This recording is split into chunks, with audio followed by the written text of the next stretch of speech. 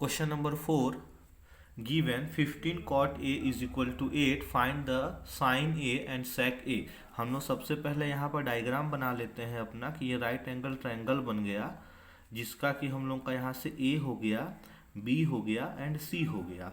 यहाँ पे सबसे पहले हमको क्या मिल रहा है, तो हम लोग यहाँ पर देख लेते हैं कि कॉट ए जो था, तो यहाँ पे लिख देंगे हम लोग कि cot A is equal to, ये 8 था ना, और ये 15 मल्टीप्लाई में कहाँ आ जाएगा, डिवाइड में आ जाएगा। तो cot A is equal to कितना हो रहा है, 8/15 हो रहा है। और ये कितना होता है कॉट का, तो कॉट का होता है हम लोग का ए बी अपॉन में बी सी, मीन्स हम लोग का बेस अपॉन में परपेंडिकुलर होता है। तो यहाँ पर ए बी का वैल्यू हम लोग 8 लिख देंगे एंड बी सी का वैल्यू हम लोग कितना आ गया, 15 आ गया। अब यहाँ पे हम लोग पाइथागोरस थ्योरम लगाएंगे, तो हम लोग लिखेंगे यहाँ पे कि बाई पाइथागोरस थ्योरम, है ना, क्या हो जाएगा हम लोग का, एच का square is equal to P का स्क्वायर प्लस में बी का स्क्वायर, मीन्स हम लोग का p कितना था 15, तो हम लोग क्या कर देंगे यहाँ पे 15 का square is equal to base कितना था 8, तो 8 का स्क्वायर कितना हो जाएगा, 15 का स्क्वायर 225, 8 का स्क्वायर 64 और यहाँ पर h स्क्वायर है। अब क्या हो जाएगा, h इज इक्वल टू, इन दोनों को जब जोड़ देंगे तो कितना हो जाएगा 289। अगर इसको रूट से बाहर निकालेंगे 289 जो होता है वो 17 का स्क्वायर होता है, तो ये 17 आ गया। मीन्स हम लोग को जो हाइपोटेनस था वो कितना मिल गया, 17 मिल गया।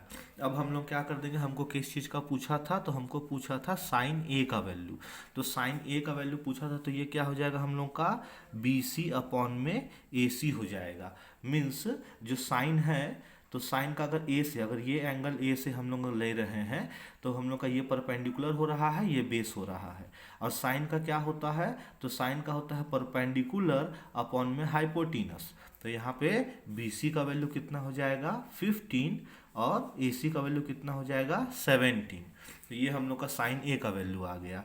अब हमको किसका वैल्यू चाहिए, हमको चाहिए सेक ए का। तो सेक ए का क्या हो जाएगा, ए सी अपॉन में ए बी हो जाएगा। मीन्स ए से लेके सी तक का ये क्या हो गया, हाइपोटेनस अपॉन में बेस। तो कितना हो जाएगा, ए सी का वैल्यू कितना 17 एंड ए बी का वैल्यू कितना 8। तो ये हम लोग का साइन ए और सेक ए का वैल्यू आ गया। क्वेश्चन नंबर 5 में क्या दिया है, गिवन हमको कि sec theta is equal to 13/12 बोल देता है। Calculate all the other trigonometric ratio हमको फाइंड करना है। तो हम लोग क्या कर देंगे, तो हम लोग सबसे पहले यहाँ पर लिख लेते हैं कि जब sec का वैल्यू हमको दिया है, तो हम लोग क्या लिख देंगे कि sec theta is equal to, क्या दिया है क्वेश्चन में 13/12 दिया है। इस पहले ट्रायंगल बना लेते हैं यहाँ पर। तो ये हम लोग का ये ट्रायंगल बन गया, जो कि यहाँ पर C है, यहाँ पर A है, यहाँ पर B है। तो अब यहाँ पर हम लोग क्या बोल सकते हैं कि sec, तो sec का क्या होता है, तो ये होता है AC अपॉन में AB होता है। मीन्स sec का क्या होता है, AC मीन्स हाइपोटेनस अपॉन में बेस होता है। तो ये हम लोग का हो गया 13, ये हो गया 12। अब हम लोग यहाँ पे क्या कर देंगे, पाइथागोरस थ्योरम लगाएंगे। तो बाई पाइथागोरस थ्योरम क्या हो जाएगा हम लोगों का, यहाँ पे h का square is equal to P square plus में बी स्क्वायर। अब h का स्क्वायर मीन्स कितना हो जाएगा 13 का स्क्वायर, p का स्क्वायर मीन्स कितना हो जाएगा, p का स्क्वायर को ऐसा ही रहने देते हैं, और v का स्क्वायर का मतलब कितना 12 का स्क्वायर। तो 13 का स्क्वायर कितना हो जाएगा 169, और इसको इधर भेजेंगे तो -12 का स्क्वायर 144, और यहाँ से स्क्वायर हटेगा तो यहाँ रूट लगेगा, तो p इज इक्वल टू इतना। अब क्या कर देंगे, इसमें से जब इसको माइनस करेंगे तो अंडर रूट में 25 आएगा p का, तो फाइनली p का वैल्यू क्या आ जाएगा 5 आ जाएगा। ये हो गया हम लोग का, तो p का वैल्यू कितना हो गया 5 हो गया। अब हम लोग को किसका वैल्यू निकालना है, हमको निकालना है साइन थीटा का वैल्यू। तो साइन थीटा का वैल्यू क्या हो जाएगा हम लोग का, तो बी सी अपॉन में ए सी हो जाएगा। मीन्स हम लोग का बी सी क्या हो रहा है, बी से लेके सी तक का ये क्या हो रहा है हम लोग का परपेंडिकुलर। अगर हम लोग यहाँ पर थीटा मान लेते हैं, तो ये क्या हो रहा है, बी सी जो है वो परपेंडिकुलर हो रहा है और ए सी जो है वो हाइपोटेनस हो रहा है। तो क्या हो जाएगा हम लोग का वैल्यू 5/13। सेकंड हमको किसका बोलता है, कॉस थीटा का। तो कॉस थीटा का क्या होता है, ए बी अपॉन में ए सी हो जाएगा। ए बी मीन्स हो जाएगा बेस, तो ये बेस हो गया, और ए सी मीन्स हो जाएगा हाइपोटिनस। तो क्या वैल्यू आ जाएगा हमारा, तो आ जाएगा 12 अपॉन में 13।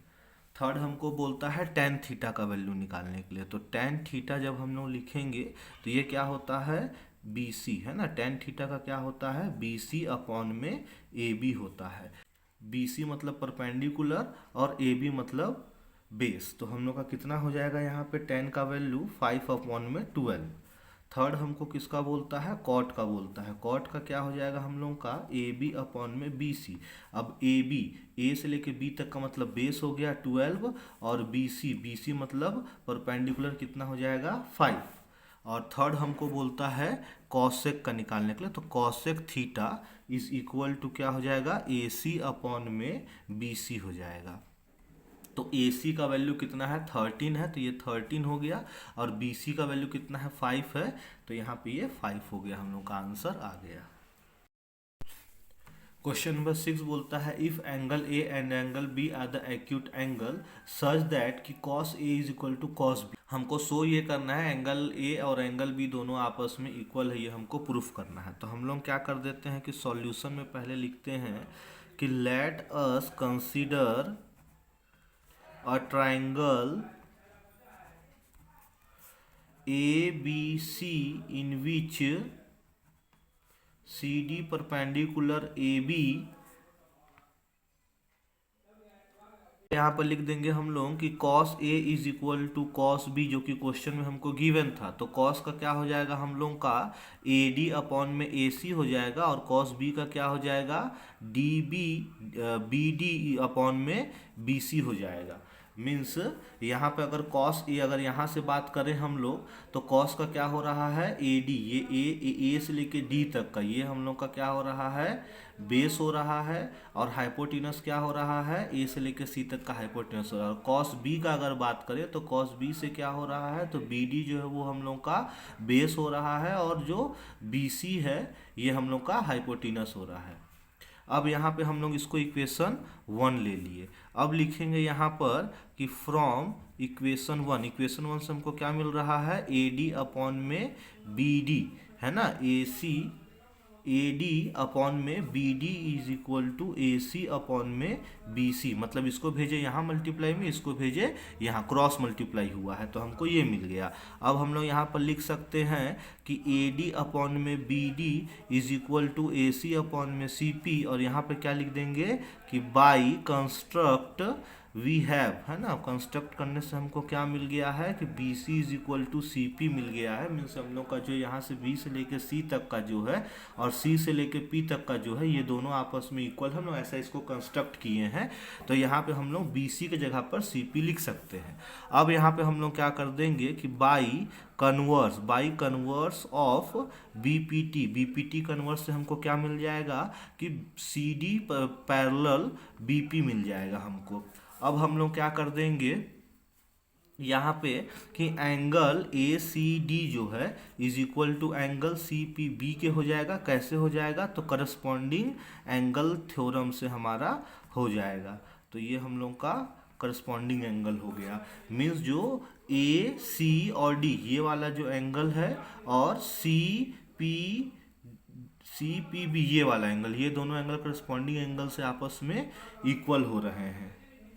सेकंड हमको क्या मिल जाएगा कि एंगल बी सी डी जो है वो इक्वल टू हो जाएगा एंगल सी बी पी के।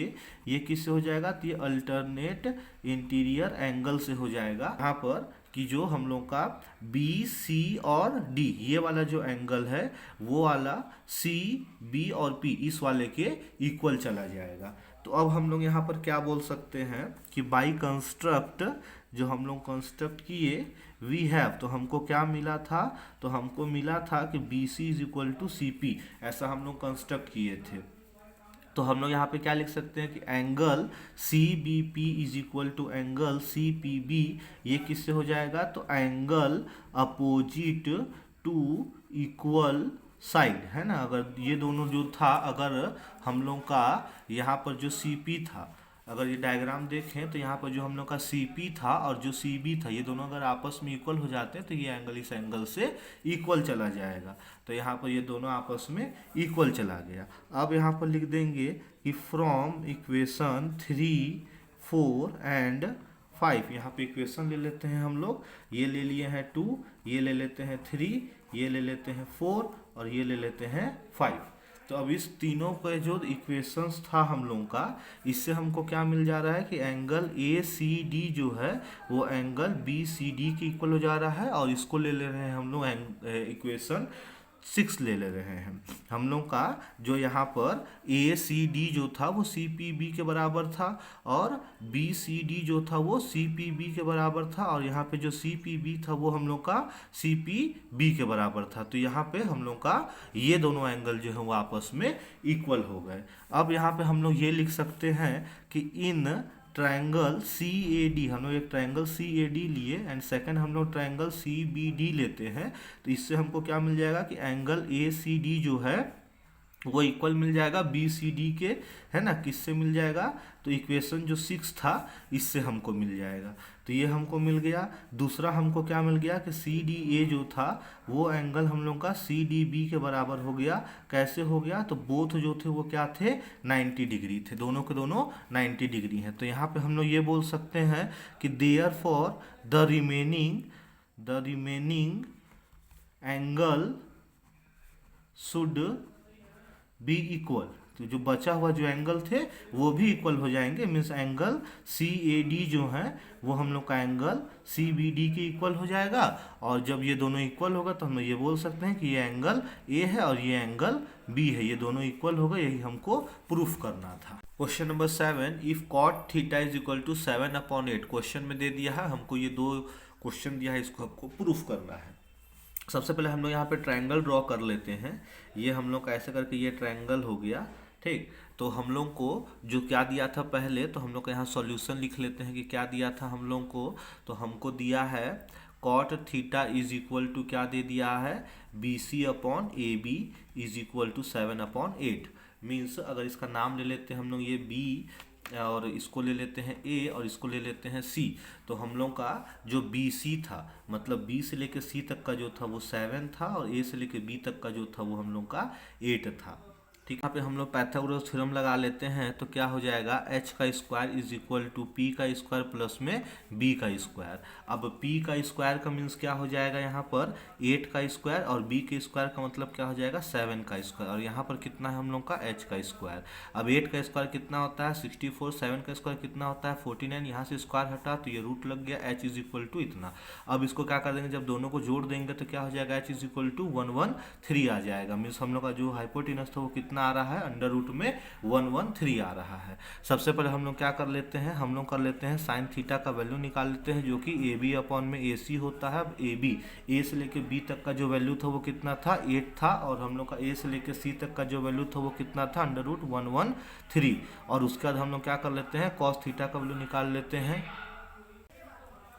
ये हो जाएगा हम लोग का BC/AC। अब जो BC का वैल्यू था वो कितना था? 7 और AC का जो वैल्यू था वो कितना था? रूट 113। अब यहाँ पे हम लोग को जो पहला क्वेश्चन दिया था, पहला क्वेश्चन हमको क्या बोला था कि 1 प्लस साइन थीटा और फिर उसके बाद 1 माइनस साइन थीटा अपॉन में 1 प्लस कॉस थीटा और यहाँ पे 1 माइनस कॉस थीटा।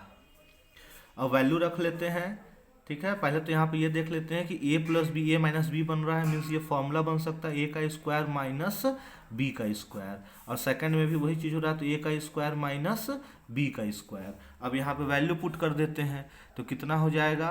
तो 1 का तो 1 हो गया और साइन का वैल्यू हम लोग कितना कहा थे? 8 अंडर रूट 113। तो अंडर रूट 113 इसका स्क्वायर। और नीचे में भी क्या हो जाएगा हम लोग का? 1 माइनस 7 अपॉन अंडर रूट 113 का स्क्वायर। अब फाइनली इसको सॉल्व करेंगे तो ये कितना हो जाएगा? 1। ये कितना हो जाएगा? 8 का स्क्वायर 64 और रूट 113 का स्क्वायर कितना हो जाएगा? 113। रूट हट जाएगा। नीचे में भी हो जाएगा 1 माइनस 7 का स्क्वायर कितना हो जाएगा? 49। नीचे में 113 आएगा। अब इसका फाइनली हम लोग जब एलसीएम लेके इन दोनों का, इसके नीचे 1 इसके नीचे 1, एलसीएम लेके जब सॉल्व करेंगे तो क्या आ जाएगा? 113 आएगा। और यहाँ पर कितना हो जाएगा?